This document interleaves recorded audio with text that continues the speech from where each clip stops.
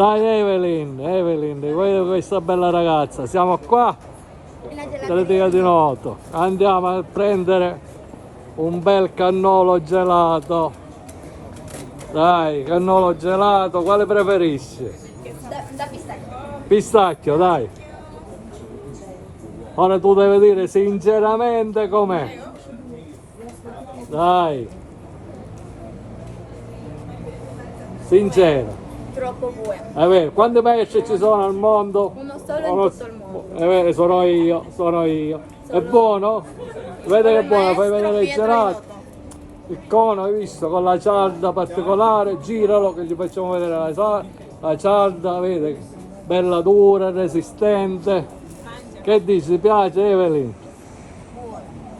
Saluta a tutti, gliela aspettiamo qua, dai. Aspettiamo qua nella gelateria di Noto. Brava Evelyn, brava.